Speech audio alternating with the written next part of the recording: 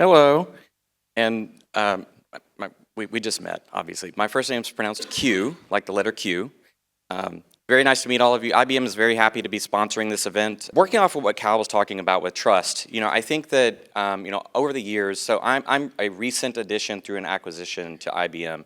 And I'll tell you, one of the things I've really come to really appreciate working for IBM is that generally, IBM's name is synonymous with trust. We've earned that through our mainframe legacy, and still, it's say legacy, but it's still very important.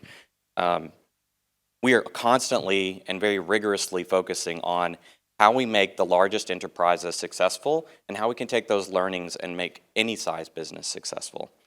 So let's talk a little bit about this. This is how, one of the key ways that IBM establishes that trust. IBM's about 250,000 employees. And so what most of the people call dog fooding, we call client zero. That's us. That's where we try to build stuff for ourselves using our own tech that we want to make available to our clients. And so these are some numbers, some real revenue that we have been able to realize through deploying AI successfully to IBM employees, again, with our own technology, the same technology that we make available to you. Now I'm going to point out something I think is very valuable. So look at this top right corner. You see that 4.5 billion saved. Now when I go in and I work with clients, one of the first things I'm always looking for is, have they focused on savings, that is bottom line revenue, or are they thinking about top line revenue? And so whenever I see that saved word, or they want to tout savings, it tips me off to something very important. It tips me off to where they are potentially. It's an indicator where they might be in their AI adoption journey. Because when people are building internal applications, the risk profile is much lower. The tolerance for errors is much lower. The demands of the performance of the data, that is like throughput and latency, those are much more relaxed. Generally, everything about it is more relaxed. And so I'm always watching for that. I want to encourage you guys to always sort of think about that, because particularly with agents, if you're saying, hey, I'm building an internal agent or it's a cost-saving agent, again, you're probably not having to think about it as thoroughly. Even things like security can be more relaxed. And I've had people say, it's okay if a little bit of data leaks. Well, that may be the case in an internal application, but it is definitely not in an external case. And that is why we see stats like this coming up all the time. So Gartner is predicting that through 2026, this was one of their recent stats, organizations will abandon 60% of all AI projects unsupported by AI-ready data. And that's the part we want to be focusing on. And, and I got to pull that apart about too, because when we just talk about chatbots, that's where the human is very tightly in the loop. But when you talk about agents, like a lot of Cal's examples, those are agentic use cases, things where things really went off the rails. And this is where we start to realize exactly how important AI-ready data is. And we have this statistic, and I'm also going to point you out to another area in this quote. 26% of CDOs are confident their data capabilities can support new AI-enabled revenue streams. Okay, so is this bottom line AI or top line AI? I heard like one person. There we go. Okay, top line revenue. So this starts to tip you off that also the bar for this stat is way higher.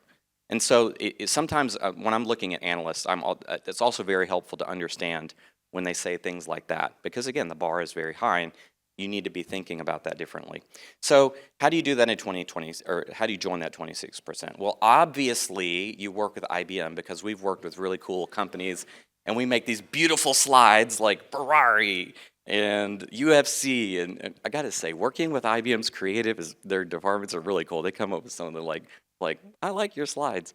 But I think that these two use cases in particular, they point out that these were top-line revenue generating opportunities. We were working with them in high-risk scenarios to make those applications help them bring more business into, they're bringing more business and revenue. What's interesting, though, is across all of the internal and external use cases, these are sort of the three big pillars of problems that you're going to run into. And what's interesting, like when you first see governance and security, it's easy to sort of be like, oh yeah, we've always had that problem, so that's nothing new. Wrong. Being able to govern and secure AI is like, it's a brand new practice. It's actually much more like governing people, and it's crazy different. Context is a new thing. You know, we've always wanted to get the right answers to our users, but the consequences, especially in this top line revenue applications, are much higher. And so this last one is one of my favorites, actually, fragmentation, because again, it's like if you've worked in data science, you're like, oh, well, this has been, you know, the bane of our existence for like forever.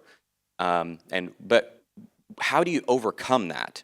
And I think that part of the challenge is part of the challenge with fragmentation in particular is that there are other sort of data handling trends that have strong traction with the enterprise that we're kind of not willing to address these like root causes. Specifically, in large enterprises, microservices architectures. Microservices architecture, this is sort of the internal, external sort of application surface of your enterprise, like engineered fragmentation into your data estate. Like it is hard-coded in, and nobody had any intention of ever unwinding that. We saw similar trends with machine learning. We saw similar trends with data warehousing. We're just constantly duplicating data with no lineage. We have no clue where anything came from. So that's always been sort of the data engineer's problem. But now with AI, we have two things. One, we have a much stronger justification, especially if you're wanting to deliver the sort of the top line revenue generating agentic apps. You must overcome this problem. And yes, this is like one of those, it seems like every 5 years or 6 years, some new technology comes out and it's like, didn't I could have sworn we talked about solving this problem like 5 years ago and it was super important. And then it just like went away. The cool thing about this time it's going to be different. There should be like a trademark on that. This time it genuinely is different. And I've seen this personally. I've lived in the data space professionally for 30 years. We have never had tools at our disposal that fix this problem. And when I say fix this problem, I'm not talking about technically, because this isn't actually a technical problem. This is a business problem. It's about, am I willing to invest my human capital and revenue into fixing this problem? Am I willing to trade off the opportunity cost? Or is it cheaper to just write a check to just deal with it and leave it the way it is? And bringing in people to fix these problems is very expensive. Well, now we have the tools to reverse the economics of that situation. But we have to at least look at it and say, we must solve that. But I will tell you that this is not a simple problem to solve. And here is the way that we're approaching it. You're going to see a very busy architecture slide in just a minute, which you should expect. But we'll break it down into these buckets. At the top, we see this context layer.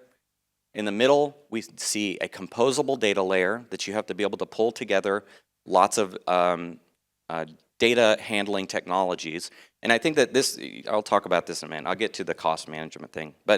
And then hybrid and ecosystems. So I'm going to get into the top. At the top, there's all these, some of these are old and some of these are new in terms of like knowledge graph, that's kind of been around for a while. Catalog, that's been around for a while. Medallion accelerator, okay.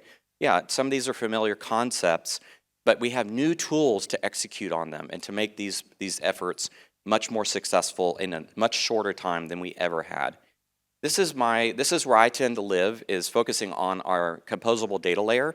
One of the recent things that IBM has been doing is a series of acquisitions which have put us in possession of what I consider to be the de facto big data enterprise big data stack.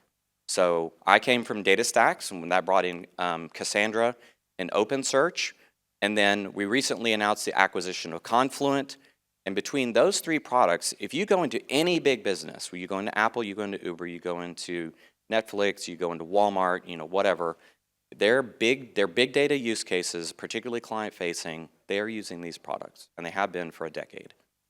These are proven products, and we're very proud to have them all under one portfolio in IBM that we can work with you guys to bring into your apps. And all of your businesses have one or more of these products in them already.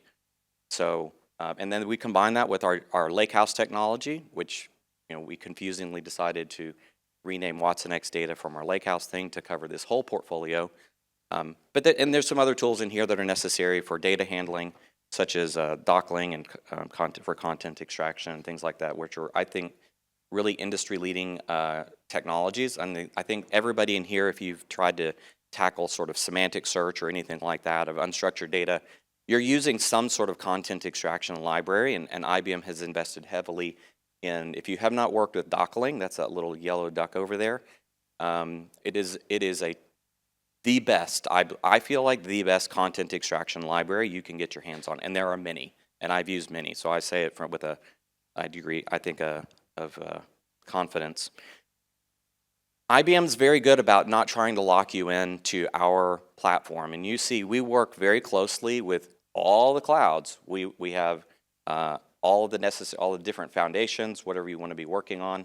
I think that this is one of the key, if you sort of look at IBM and you say, why IBM?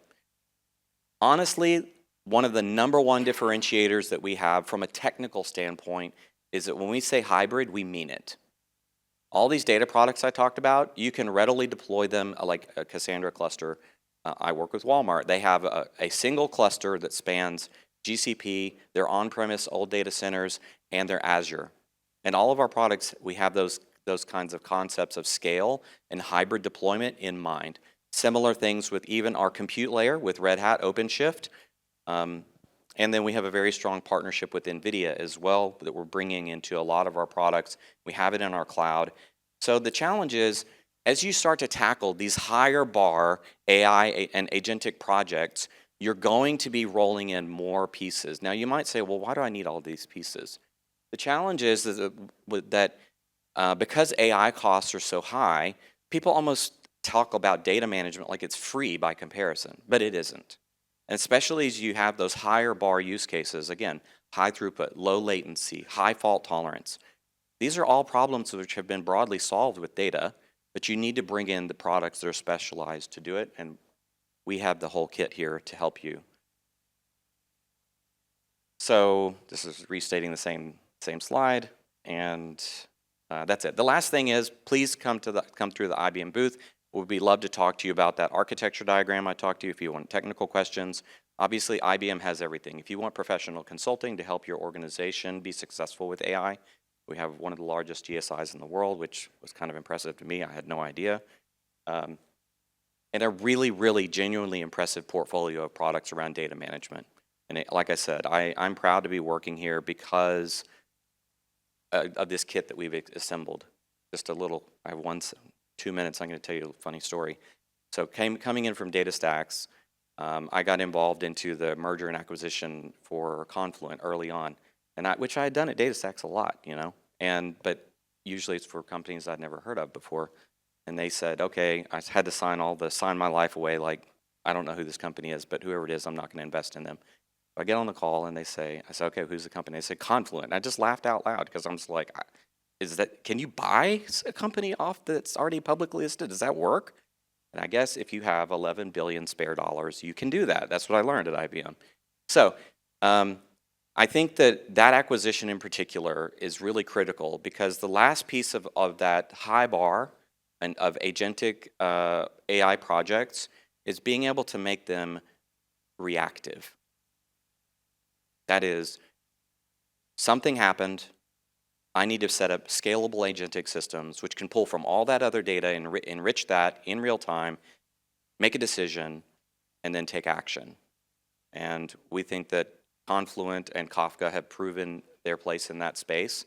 So we're definitely going to be leaning very hard into that relationship and integrating it tightly with all the rest of these products. So please come by our booth.